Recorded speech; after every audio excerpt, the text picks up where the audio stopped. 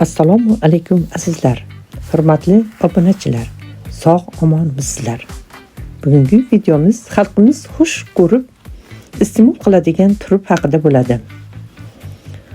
Turubning ildiz mevalarida uglevodlar, glikozidlar, azotli moddalar, yog'lar, fitonsitlar, tolalar, vitaminlar, mineral tuzlar, fermentlar, ayniqsa lizozim bakteriyalarni o'ldiruvchi modda bor. Xalq tabobatida qadimdan turub suvini bo'g'im og'riqlari, siydik tosh kasalliklarida, siydik haydaydigan va toshlarni eritadigan vosita sifatida foydalanadi. Undan bronxit, ko'kyo'tal, o'pka sili va qon tuflashda, qandli diabetda buyuriladi. Zamonaviy tibbiyotda turub tarkibidagi oltin gugurtli efir moyi me'da bezlarini ta'sirlantirib, undan me'da shirasi ajralishini kuchaytiradi. Me'da va ichakda ovqat hazmini yaxshilaydi. Turub tarkibidagi moddalar jigarning yog' bosishiga yo'l qo'ymaydi. Turubda jigar funksiyasiga yaxshi ta'sir qiladigan vitamin C bo'lganligidan turub suvini jigar sirrozi va gepatitlarda tavsiya etiladi.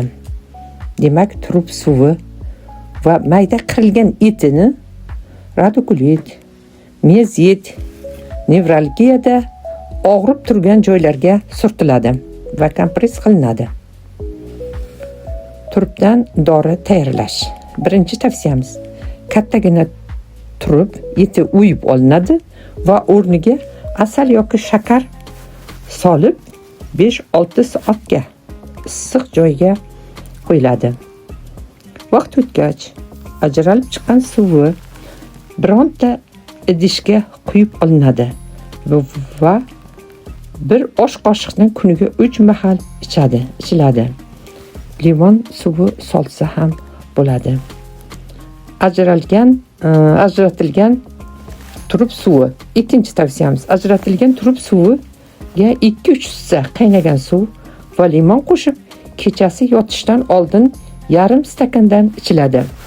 Bu turub suvi organizmda immunni mustahkamlaydi, balg'am ajratib chiqaradi, qabziyatni beyorlashtiradi, hazmni yaxshilaydi, mikroblarga qarshi kurashadi.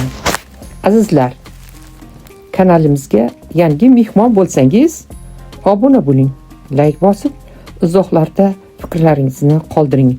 Bu biz uchun muhim hisoblanadi.